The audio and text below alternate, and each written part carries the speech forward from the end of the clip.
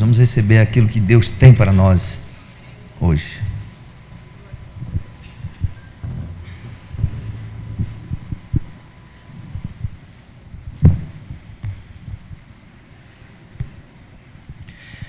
Meus irmãos, graça e paz. Vamos nesse momento abrir a palavra do Senhor na primeira epístola do apóstolo Paulo aos Coríntios.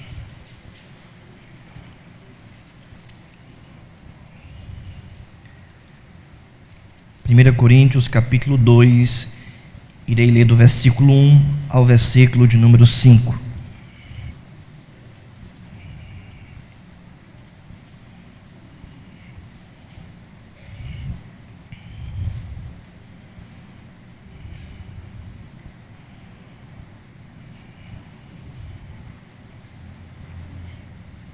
Primeira Coríntios capítulo de número 2, do versículo 1 ao versículo 5, se você encontrou, diga amém. Diz assim a palavra de Deus: Eu, irmãos, quando fui ter convosco, anunciando-vos o testemunho de Deus, não o fiz com ostentação de linguagem ou de sabedoria, porque decidi nada saber entre vós, senão a Jesus Cristo e este crucificado, e foi em fraqueza, temor e grande tremor que eu estive entre vós. A minha palavra e a minha pregação não consistiram em linguagem persuasiva de sabedoria, mas em demonstração do Espírito e de poder, para que a vossa fé não se apoiasse em sabedoria humana, e sim no poder de Deus. Da última vez que eu preguei no culto do domingo à noite, eu preguei em 1 Coríntios capítulo 1, versículo 11, versículo 30 e 31, eu gostaria, sentir da parte de Deus, dar continuidade a essa exposição e entrarmos no capítulo 2 e falar um pouco do capítulo 2. Eu gostaria que toda a igreja pudesse ler em uma só voz, nesse momento, o versículo de número 2. Vamos lá? Porque decidi nada saber entre vós, senão a Jesus Cristo e este crucificado. Feche os seus olhos, vamos orar. Senhor Deus, amado Pai, nós estamos aqui, ó Deus, nesta noite, em Tua casa, casa de oração, e nós te pedimos, ó Deus, tem misericórdia de nós e fala, Pai, aos nossos corações, por intermédio da Tua palavra. Te pedimos, ó Deus, que o Teu Espírito Santo cative a nossa mente em Tua palavra, e que nada, absolutamente nada, nos tire a atenção de Ti. Pai, que à medida que ouvimos a pregação do Teu Evangelho, o Teu Espírito Santo esteja edificando as nossas vidas, consolando o nosso coração, avivando, ó Deus, o Teu povo, Pai. Nós te pedimos isso, tem misericórdia de nós e fala ao nosso coração, de maneira que possamos sair daqui nesta noite convictos de que ouvimos a voz do Senhor. Nós te pedimos isso em nome de Jesus. Amém. Meu querido irmão, o pastor Hernandes Dias Lopes, em um dos seus livros, ele disse que a igreja, ela é reconhecida pela pregação do Evangelho. Há um teólogo reformador que certa vez disse que é por meio da pregação do Evangelho que a igreja se mantém de pé. Quando a pregação falha, a igreja também pode falhar. Uma igreja saudável é marcada por uma pregação saudável. Um cristão saudável é marcado por uma evangelização e uma pregação também saudáveis. Quando nós olhamos para esse texto, nós percebemos, meus irmãos, que o apóstolo Paulo, ele está falando sobre a pregação. Ele está tratando sobre a pregação do Evangelho de Cristo, que não é apenas um requisito para o pastor, nem para o apóstolo, mas era uma característica de todo cristão, uma característica da igreja. É bem verdade que Paulo aqui não está tratando de pregação para pregadores, mas Paulo está falando de sua pregação para toda a igreja. É por isso que ele diz, no versículo de número 1, eu, irmãos, quando fui ter convosco, anunciando o testemunho de Deus. Ele se refere aqui para os irmãos da igreja, eu, você. Ele está se referindo para toda a igreja sobre a sua pregação. Interessante, meus irmãos, que a cidade de Corinto, a igreja que estava ali naquela cidade era muito amada por Paulo, e Paulo também tinha um certo prestígio em relação àquela igreja, porque Paulo se considerava pai espiritual daquela igreja. É bem verdade que quando nós olhamos para o livro de Atos, nós percebemos que foi o apóstolo Paulo que plantou essa igreja na cidade de Corinto. A igreja na cidade de Corinto, ela era uma igreja marcada por um acontecimento histórico datado em 44 a.C., quando essa cidade foi reconstruída pelo Império Romano, sendo então habitada por vários povos de várias nações, de várias etnias. Quando o apóstolo Paulo, portanto, chega nessa cidade para pregar o evangelho, no primeiro século da era cristã, e muitos ali escutam o evangelho pregado por Paulo e se convertem, aquela igreja, portanto, surgindo ali na cidade de Corinto, é marcada por essa característica da cidade. Havia, portanto, dentro daquela igreja, pessoas de várias etnias, pessoas de várias nacionalidades, de vários povos. Havia também ricos, como também escravos indigentes. Havia gentios, conhecedores, da palavra de Deus, como também havia judeus cristãos que conheciam bastante o Antigo Testamento.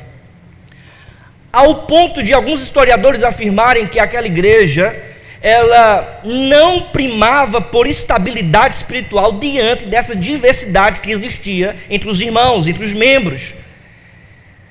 O apóstolo Paulo prega o evangelho, passa 18 meses anunciando o evangelho naquela cidade. Depois desses meses, depois da igreja plantada, 3 anos mais tarde, em 55 depois de Cristo, o apóstolo Paulo toma conhecimento de que aquela igreja estava passando por algumas dificuldades.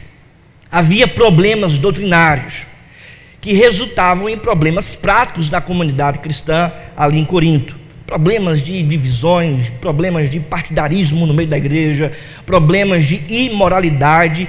E tudo isso era um resultado de uma insuficiência da pregação do evangelho, tendo em vista que aquela igreja nesse momento estava passando por uma dificuldade também em relação à pregação do evangelho.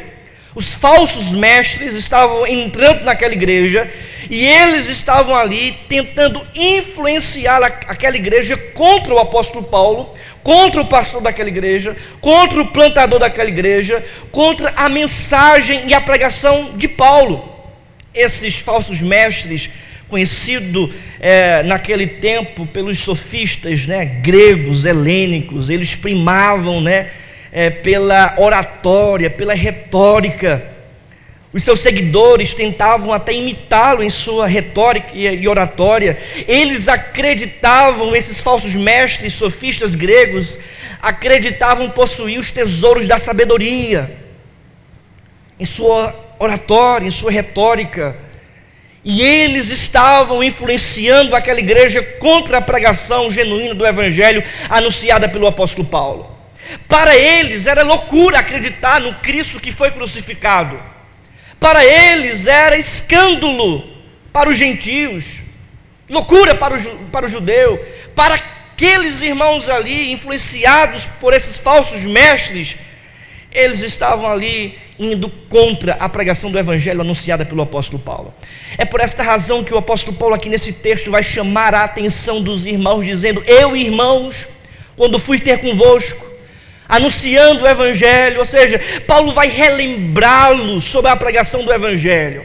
Paulo vai falar sobre a verdadeira pregação do evangelho, que deve ser marca inquestionável da igreja de Cristo Jesus, não apenas no culto público, mas também quando você estiver fora das 4 paredes anunciando o evangelho por este mundo.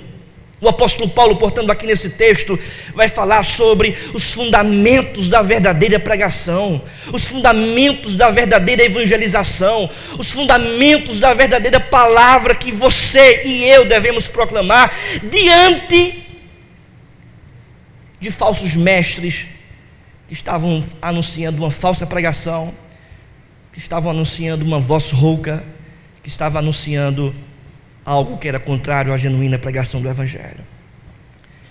Portanto, eu gostaria de meditar com os irmãos nessa noite no seguinte tema: os fundamentos da verdadeira pregação. A igreja precisa conhecer o que de fato é pregação do Evangelho. E ele está aqui tratando para a igreja o que é pregação do Evangelho. Porque eu e você, nós subsistimos diante da pregação do Evangelho. E o primeiro fundamento da pregação, da verdadeira pregação, é que a pregação ela tem a sua origem em Deus. Veja o que diz o texto, versículo de número 1. Gostaria que toda a igreja pudesse ler em uma só voz. Vamos lá? Eu, irmãos, quando fui ter convosco, anunciando-vos o testemunho de Deus, não fiz com ostentação de linguagem ou de sabedoria. Paulo chama os crentes de Corinto de irmãos. Ele não está aqui em um presbitério, ele não está aqui em um concílio de líderes, ele não está aqui em um congresso de pregadores e pregação. Paulo está aqui, irmãos, falando para a igreja. Ele diz: eu, irmãos, quando fui ter convosco, anunciando-vos o testemunho de quem? De Deus. A ideia central aqui desse primeiro versículo é que Paulo está afirmando que a sua pregação tem a sua origem em Deus. A sua pregação é oriunda de Deus. A sua pregação vem da parte de Deus. A sua palavra não é palavra de homens, como ele mesmo diz: não fiz com ostentação de linguagem ou de sabedoria, mas eu estive entre vós anunciando-vos o testemunho de Deus. A palavra, meu querido irmão, aqui para anunciar no grego é katagelos, e essa palavra dá a ideia de um arauto, de um homem que é comissionado pelo seu soberano, pelo seu senhor.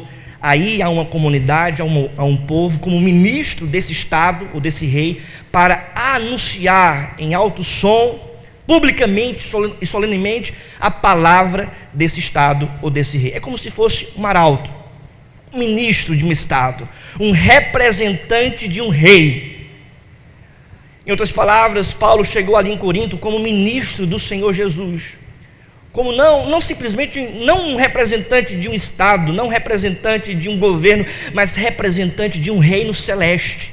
Paulo chegou ali em Corinto anunciando, proclamando uma palavra autoritativa que não vem dele mesmo, mas vem do próprio Deus. A pregação, portanto, tem a sua origem em Deus. Ele diz: anunciando-vos o testemunho de Deus. Essa palavra, testemunho, em outras versões ela é traduzida como mistério. Os pais da igreja, como Ambrósio, Santo Agostinho, falando sobre esse texto, eles preferem o termo mistério, por entenderem que as coisas que vêm de Deus são coisas misteriosas. Todavia, grande parte dos estudiosos hoje em dia, de tradição reformada, estudiosos da palavra de Deus, eles ainda assim preferem o termo testemunho, por entenderem que Paulo não está anunciando o mistério, mas Paulo está abrindo a cortina do céu e anunciando a verdade de Deus. Aquilo que era mistério no Antigo Testamento agora é anunciado em alto e bom som, com muita clareza, para aqueles irmãos em Corinto, pela boca do apóstolo Paulo. Mistério, testemunho, uma coisa é certa: Paulo está anunciando algo que vem de Deus. Paulo não tem um propósito de anunciar uma outra verdade, senão a verdade do Senhor. Meu querido irmão, João Calvino, comentando esse texto, ele diz que o testemunho de Deus é aquele que tem a sua origem em Deus, a saber, a palavra do qual Deus é o autor. Assim como os profetas do Antigo Testamento diziam para o povo: assim diz o Senhor, e pregavam o Evangelho, pregavam a palavra, exortando o povo contra o pecado, edificando o povo na salvação, dando esperança também para o povo, falando sobre salvação. Assim também os pregadores do Novo Testamento, os apóstolos do Novo Testamento, e tem esse mesmo princípio de afirmarem a palavra de Deus, dizendo: assim diz o Senhor, ou seja, é o testemunho de Deus. Não é o testemunho do pregador, Não é o testemunho particular de vida pessoal, não é o testemunho particular de algum acontecimento da história de uma vida de uma pessoa. Paulo aqui não está anunciando, nem dando testemunho do que aconteceu em sua vida, mas Paulo aqui está dando testemunho da palavra de Deus, anunciando a palavra de Deus. Meu querido irmão, a igreja, ela é marcada e reconhecida por uma igreja que anuncia a palavra de Deus. O apóstolo Paulo, escrevendo a sua carta aos Tessalonicenses, capítulo 2, versículo 13, Paulo dá graças a Deus porque a igreja havia recebido a pregação não como palavras de homens, e sim como em verdade é a palavra de Deus. A segunda confissão helvética, no capítulo 1, ela diz: a pregação da palavra é a palavra de Deus. Em outras palavras, o apóstolo Paulo aqui está consolidando uma verdade que deve ser inquestionável na igreja cristã: é que a pregação da palavra é o momento onde a igreja escuta a palavra de Deus. Meu querido irmão, preste bastante atenção. Quando chega o dia do Senhor, o domingo, primeiro dia da semana, nós somos convocados pelo próprio Deus a sair de nossas casas e nos reunirmos em um local, não apenas para louvar e adorar a Deus, mas principalmente para ouvirmos a sua voz pela pregação do Evangelho. Deus tem chamado você todas as semanas para virem aqui, não simplesmente para levantar as mãos e cantar louvores, isso é fundamental, mas isso vai mais além. Deus tem chamado você para ouvir a sua voz.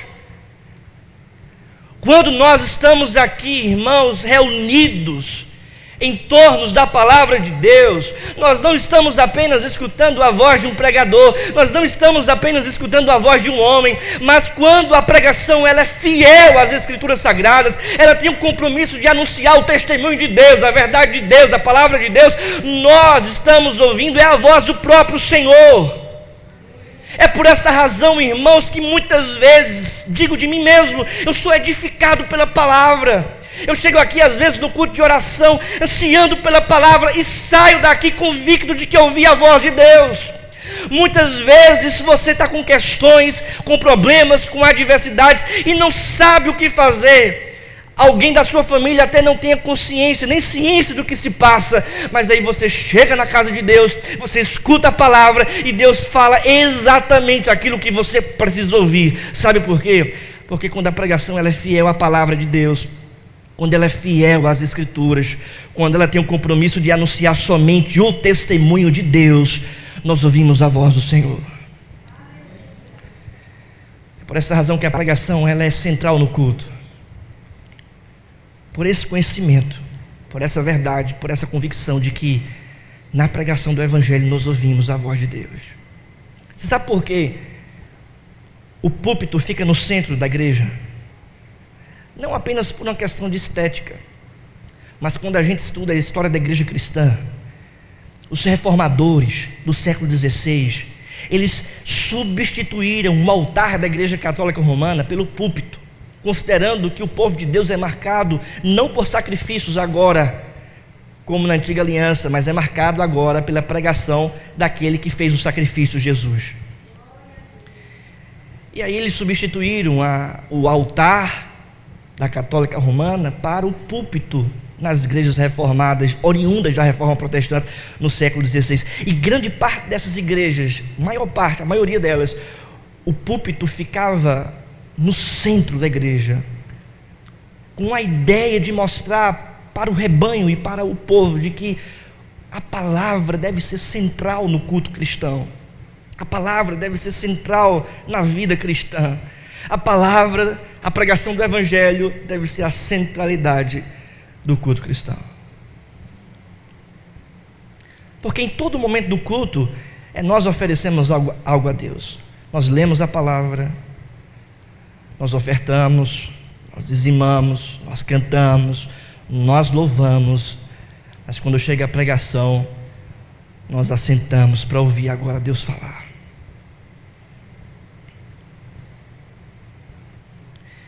Deus tem marcado um encontro com os irmãos todos os domingos, para você ouvir a voz de Deus.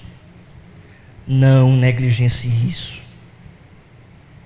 Não troque a pregação da palavra por qualquer outra atividade. Não saia do momento em que Deus está falando com você para ir beber água e ir no banheiro, a não ser por questões de saúde.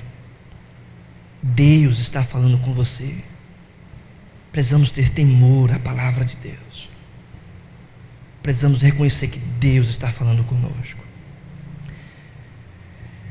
Meu querido irmão, a segunda verdade desse texto é que a pregação do Evangelho, a verdadeira pregação, além de ter a sua origem em Deus, a pregação é a apresentação de Cristo.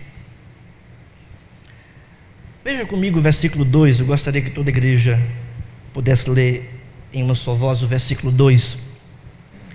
Vamos lá? Porque decidi nada saber entre vós, senão a Jesus Cristo e este crucificado. Obrigado.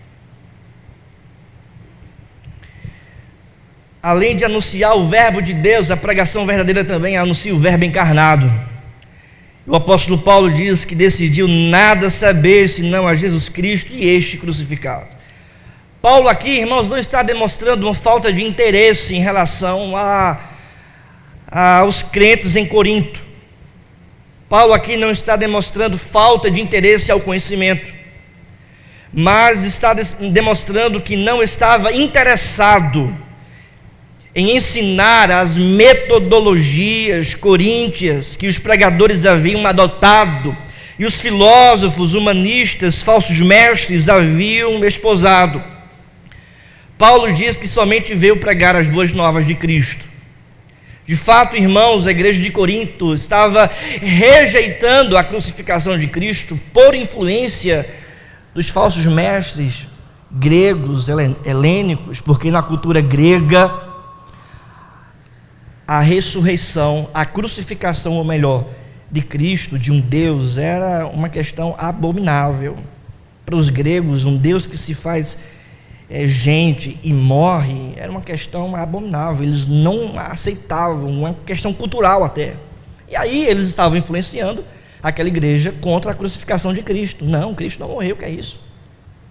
E aí o apóstolo Paulo diz, não, na verdade, eu decidi nada saber, senão a Jesus Cristo e este crucificado.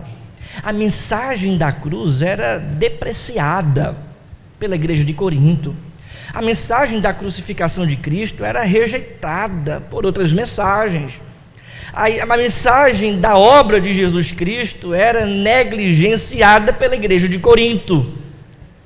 E aí Paulo, com muita ênfase, vai dizer para aquela igreja, se vocês estão negligenciando essa grande obra sobre a crucificação de Cristo, eu, por outro lado, decidi nada saber senão isto. É bem verdade, irmãos, que nós não podemos interpretar esse texto entendendo ou pensando que o apóstolo Paulo apenas pregava sobre a cruz de Cristo, apenas sobre a crucificação de Cristo. Não é essa a intenção do apóstolo Paulo. Mas a intenção do apóstolo Paulo é falar que a crucificação de Cristo, que era negligenciada, desprezada, esta mensagem pelos coríntios, não era para Paulo. Pelo contrário, essa mensagem da crucificação de Cristo motivava Paulo a pregar todo o conselho de Deus, todas as verdades de Deus. O reformador de Genebra, comentando esse texto, ele afirma: Paulo não pretendia dizer que ele nada proclamava com respeito a Cristo senão a cruz, mas que todo o vilipêndio da cruz não o impediam de proclamar a Cristo. Enquanto alguns em Corinto diziam que a crucificação de Cristo era questão de vergonha, para Paulo a crucificação de Cristo era motivo de honra, de glória. É por esta razão que Paulo, escrevendo a sua carta aos Gálatas, ele diz que longe de mim gloriar-me, senão na cruz do nosso Senhor e Salvador Jesus. Para Paulo, a crucificação de Cristo, a obra dele na cruz do Calvário, era a força que o motivava, que o levava a pregar toda a verdade de Deus. Essa mensagem de crucificação, negligenciada pela igreja de Corinto, foi aqui, irmãos, repreendida pelo apóstolo Paulo, dizendo: essa igreja, a igreja que eu plantei, que pastoreei, que estive com vocês durante 18 meses, eu, quando estive aí entre vocês, decidi nada saber, apenas preguei o evangelho de Cristo, e o que me motivou a pregar o evangelho foi saber que Cristo morreu pelos meus pecados. Meu querido irmão, o que nós precisamos entender é que a crucificação de Cristo Jesus é o alicerce da nossa fé. A crucificação de Cristo Jesus é o motivo de estarmos aqui com vida espiritual para louvarmos a Deus. Nós podemos obedecer e seguir o exemplo de Jesus em sua paciência, nós podemos obedecer e seguir o exemplo de Jesus em sua palavra, nós podemos obedecer e seguir o exemplo de Jesus em sua mansidão, nós podemos obedecer e seguir o exemplo de Jesus em sua perseverança, nós podemos obedecer, pastor, e seguir o exemplo de Jesus em sua ousadia, mas jamais podemos seguir Jesus na cruz. Porque, como diz a palavra de Deus, somente alguém digno, um cordeiro limpo e sem mancha, somente alguém vindo da parte de Deus poderia morrer pelos pecados do mundo inteiro. Somente Jesus Cristo, somente Ele pôde morrer pelos nossos pecados. De tal modo, meu irmão, que a cruz de Cristo Jesus é o motivo de termos de vida espiritual. É por causa da crucificação de Jesus Cristo que pela fé nós recebemos vida espiritual. É por causa da crucificação de Jesus Cristo que os nossos pecados foram perdoados, porque Ele derramou sangue. A graça é bom demais, mas ela não veio de graça. Alguém precisou morrer para que Deus derramasse graça sobre os nossos pecados, sobre as nossas vidas. É por causa da crucificação de Cristo que nós somos reconciliados com Deus. É por causa da crucificação de Cristo que nós temos paz com Deus. É por causa da crucificação de Cristo que nós temos agora um caminho a se chegar ao Pai em oração. É por causa da crucificação de Cristo que nós temos a convicção que nada poderá nos arrebatar daquele que nos comprou com sangue. É por causa da crucificação de Cristo, meu querido irmão, que nada poderá nos separar do amor dele, porque ele nos amou, provando do seu próprio amor pelo fato de ter Cristo morrido por nós, sendo nós pecadores. Paulo, ele decidiu nada saber, senão a Jesus e este crucificado. Paulo, ele não quis saber de psicologia. Paulo não levou para o púlpito psicologia. Paulo, ele não quis saber de moralismo. Paulo não levou para o púlpito moralismo. Paulo não fez uma pesquisa de campo querendo saber das necessidades dos ouvintes, daquele público. Não, Paulo não quis saber disso. Paulo não quis saber de teologia da prosperidade. Paulo não quis saber de nenhum aspecto humanista. Paulo quis apenas pregar o evangelho de Cristo e este crucificado. Paulo não quis saber de outra ciência. Ele diz: eu não fiz concentração de linguagem ou de sabedoria. O princípio aqui, irmãos, aqui Paulo não quis levar para o púlpito qualquer outra ciência, senão a ciência do evangelho. A matemática é boa, é excelente, é boa. A biologia é boa, é excelente, é boa, é graça de Deus. A psicologia é boa demais. A minha esposa é psicóloga, é por isso que ela me aguenta. É excelente, é tudo graça de Deus, a ciência de Deus. O direito é bom, maravilha, né? A medicina é bênção, tudo é bênção de Deus. Mas, meu querido irmão, púlpito é lugar de pregação do evangelho. Igreja para pregar a palavra de Deus, ela procura nada saber senão entre vós, senão Jesus Cristo e este crucificado. A igreja, você precisa pregar o evangelho de Cristo. Decidi nada saber entre vós, senão a Jesus Cristo este crucificado. Infelizmente, nos nossos dias, a mensagem de Cristo tem sido substituída por muitas e outras mensagens. Infelizmente. E não a mensagem de Cristo Jesus. Há uma palavra do pastor Renato Vargens que ele disse que a igreja não tem o direito de pregar uma outra mensagem, senão a mensagem de que um menino nos nasceu, um filho se vos deu, e o governo está sobre os seus ombros. O pastor chamado Stuart Olyott, ele disse que quando a pregação não anuncia Cristo, ali não houve pregação cristã. Martim Lutero disse que toda mensagem deve ser respaldo da obra da cruz de Cristo. Se assim não for, é moralismo cristão. Não é uma questão nova, mas é uma questão que vem da reforma protestante. Se você pesquisar os reformadores, Martim Lutero, na segunda reforma, João Calvino, Melancto, Beza, todos os outros reformadores do século 17, 18, os puritanos, né, Charles Spurgeon, Jonathan Edwards, se você pesquisar todos eles e procurar saber o que eles falam sobre pregação e sobre a igreja anunciando a pregação, eles vão dizer o seguinte: a pregação é apenas o anúncio de Cristo e as suas consequências. Eu não estou dizendo aqui, irmãos, que a igreja não pode falar sobre obediência, sobre santificação, sobre outros assuntos e outras verdades bíblicas, mas tudo isso, irmãos, é um resultado da obra de Jesus Cristo, porque se Cristo não for anunciado, se nós não tivermos essa base de que é por Ele que nós conseguimos obedecer, toda obediência e qualquer outro imperativo vira apenas legalismo e religiosidade. A pregação anuncia Cristo. Você deve anunciar Cristo. Nós precisamos anunciar Cristo Jesus.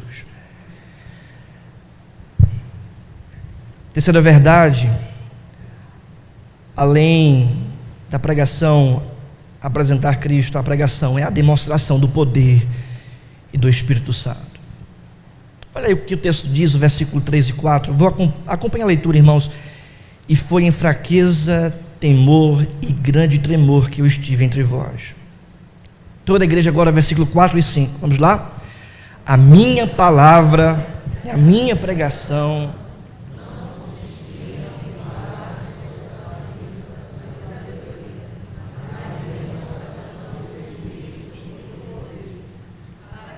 vossa fé não se apoiasse, sim, no poder de Deus. Paulo afirma que a sua pregação foi uma demonstração. Você já pensou? Essa palavra aqui, irmãos, demonstração, do versículo 4, né? E a minha palavra e a minha pregação não consistiram em linguagem persuasiva de sabedoria, mas em demonstração. Essa palavra no grego, para aquela época, era utilizada em um tribunal, quando uma testemunha apresentava ali, né, uma demonstração, uma prova irrefutável. Era algo inquestionável e irrefutável. Que Paulo aqui está apresentando, utilizando essa linguagem, é que a demonstração da pregação do Evangelho, que anuncia a verdade de Deus, que apresenta Cristo, essa pregação que ele esteve ali anunciando em Corinto, era uma pregação irrefutável. Por quê?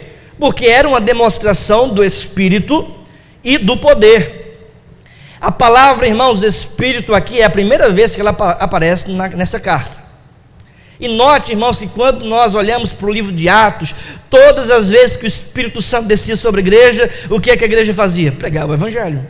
O Espírito Santo desceu no dia de Pentecostes, Pedro se levanta e prega o Evangelho. O Espírito Santo desce avivando o seu povo em Samaria, eles pregam o Evangelho. O Espírito Santo desce na casa de Cornélio em Atos 10 e eles anunciam o Evangelho. Ou seja, o Espírito Santo é a força que faz com que a pregação do Evangelho seja eficaz. Paulo não chegou ali, querido,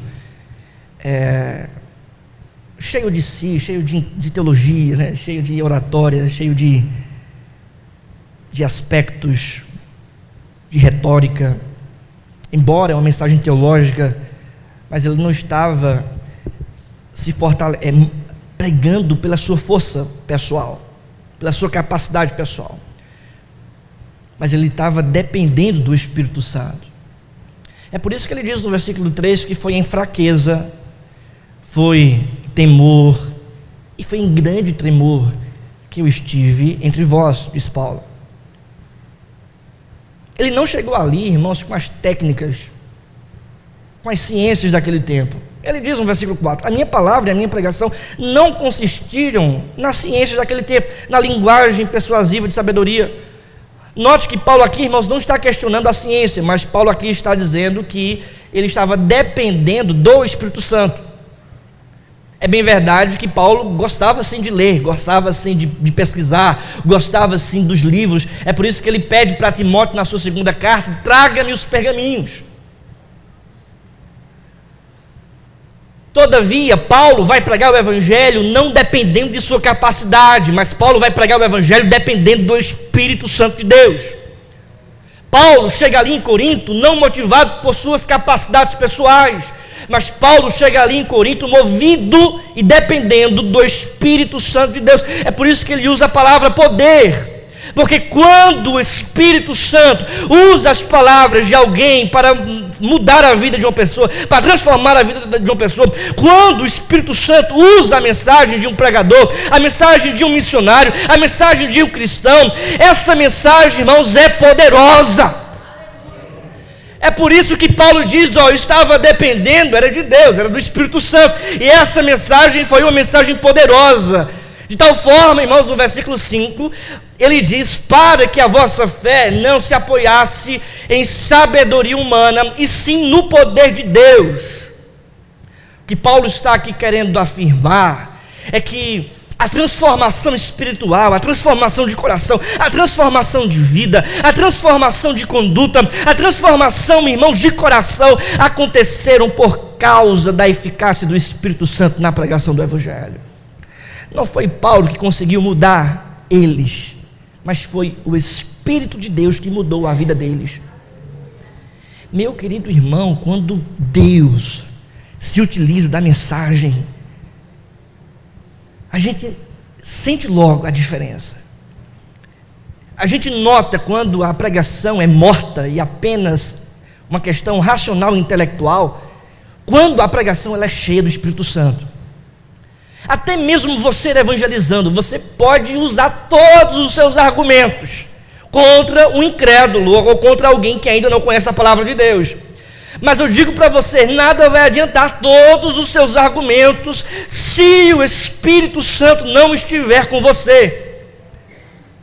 De outra sorte, irmãos, basta somente um Jesus te ama, cheio do poder do Espírito Santo, que é capaz de mudar e transformar corações. É porque, irmãos, o poder, a eficácia não está no pregador, mas está no Espírito Santo, na mensagem. Agostinho de Hipona, falando sobre esse conceito, sobre essa verdade para a igreja, ele diz, na pregação, o Espírito Santo usa as palavras do mensageiro, do pregador e do cristão como ocasião para a presença de Deus na graça e na misericórdia. Charles Spurgeon, quando ia pregar na Catedral de Londres, ele subia no púlpito, os degraus do púlpito, dizendo, eu creio no Espírito Santo, eu creio no Espírito Santo, eu creio no Espírito Santo. Pregador congregacional chamado Jonathan Edwards, ele disse, o pregador deve labutar para colocar sua pregação sob a influência de Deus, sob a influência do Espírito em oração. E ele continua dizendo, um pregador precisa arder e iluminar, precisa de calor no coração e luz na mente. John Knox, fundador do presbiterianismo na Escócia, a pregação dele era tão poderosa, tão fervorosa, tão cheia do poder do Espírito Santo, que a rainha Elizabeth temia ele, mais ele do que qualquer exército de toda a Europa, porque era Deus falando. Martyn Lloyd-Jones, um grande pregador, pregou vários anos na Catedral de Westminster, em Londres. Ele disse: a pregação é lógica e teologia em fogo.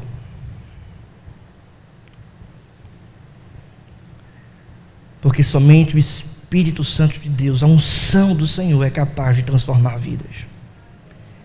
E essa transformação, meu querido irmão, ela é inquestionável.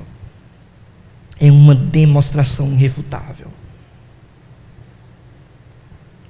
É por isso que ele diz no versículo 5, para que a vossa fé não se apoiasse em sabedoria humana, e sim no poder de Deus. Porque muda, transforma. Certa vez um aluno na faculdade, um aluno cristão, ele foi questionado pelo seu professor ateu, não somente ele, mas toda a sala de aula. O professor estava zombando do cristianismo, e ele perguntou se tinha alguém ali capaz de defender a fé cristã.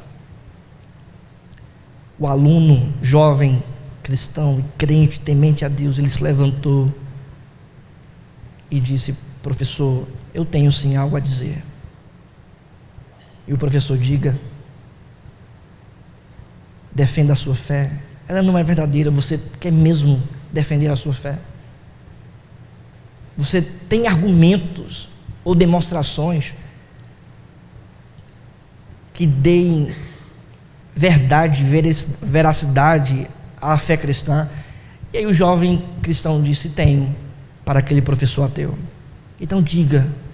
Aí o jovem cristão se levantou, já estava levantado, ele abriu a sua boca e disse: professor, me mostre uma pessoa, apenas uma pessoa, que foi transformada pelo ateísmo, e eu vou te apresentar um séquito de ladrões, várias pessoas, adúlteros, prostitutas, mentirosos, que foram transformados pela pregação do Evangelho e hoje são outras pessoas.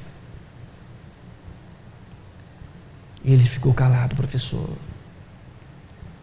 porque a única verdade que tem capacidade e poder para transformar vidas é a verdade de Deus, é a verdade do Evangelho, é a verdade do Espírito Santo agindo poderosamente nos nossos corações. Você crê nessa verdade? Você crê que isso que eu preguei, a pregação verdadeira, ela tem origem em Deus, ela apresenta Cristo, e ela é a demonstração do poder do Espírito? Você crê nessas verdades? Se cremos, para terminarmos, em primeiro lugar, nós precisamos ser um povo conhecido pela palavra. O povo de Deus, ele é reconhecido por ser um povo da palavra. Não é um povo das imagens, não é um povo do altar e de sacrifícios, mas é um povo da palavra. É um povo que ama a pregação do Evangelho. É um povo que não troca nem substitui a palavra por nada neste mundo. Segundo lugar, você crê nessas verdades? Você crê que a pregação, ela apresenta Cristo, ela vem de Deus e é a demonstração do Espírito Santo, sim ou não? Meu querido irmão, se cremos nessa verdade, nós precisamos entender também que além de sermos reconhecidos pela palavra, o povo de Deus também é edificado pela palavra. Você, querido, é edificado pela palavra. Você é mudado pela palavra. Você é transformado a cada dia em santidade pela palavra. Você é alimentado pela palavra de Deus. Você é avivado também pela palavra de Deus. Você é conduzido a viver neste mundo segundo as orientações de Deus pela palavra de Deus. Terceira e última verdade: se cremos que a verdadeira pregação, ela tem a sua origem em Deus, ela apresenta Cristo e ela é o poder do Espírito Santo, O povo de Deus também é transformado por Jesus, a viva palavra. O povo de Deus é reconhecido pela palavra, o povo de Deus é edificado pela palavra, mas o povo de Deus, em terceiro lugar, é transformado por Jesus, que é a viva palavra. O próprio João, escrevendo o evangelho, o quarto evangelho, ele diz, né, que o verbo estava com Deus, a palavra estava com Deus, e por meio da palavra, por meio do verbo, todas as coisas foram feitas. E o verbo, irmão, se fez carne e habitou entre nós, cheio de graça e de verdade, e vimos a glória do unigênito do Pai. Ou seja, a palavra de Deus, irmãos, é um simbolismo, é uma representação da própria presença de Jesus Cristo. Meu querido irmão, eu tenho convicção absoluta que Jesus está aqui em espírito edificando as nossas vidas. Jesus está aqui, irmãos, transformando os nossos corações. Jesus está aqui pela palavra. Não é por imagens, não é por sacrifícios que o homem pode fazer. O profeta recebeu uma instrução da parte de Deus em Ezequiel 37. Aliás, o profeta Ezequiel, e ele disse assim, ele ouviu da parte de Deus dizendo assim, profetiza a esses ossos secos, fala a palavra, e esses ossos receberão carne, juntas, e eles serão revivificados, da morte receberão vida. É por meio da palavra, que é Jesus Cristo, que está aqui nessa noite, que nós recebemos vida. Quando Jesus foi sepultado, após a sua crucificação, ao terceiro dia, o domingo do Senhor, primeiro dia da semana, ele ressuscitou. E de que forma ele foi reconhecido? Maria falou com ele, e não reconheceu.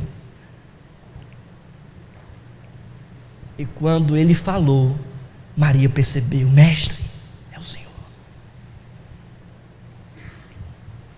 Pedro também não reconheceu, mas quando Jesus falou, ele logo notou, é Jesus, é o Cristo. Quando Paulo, no caminho de Damasco,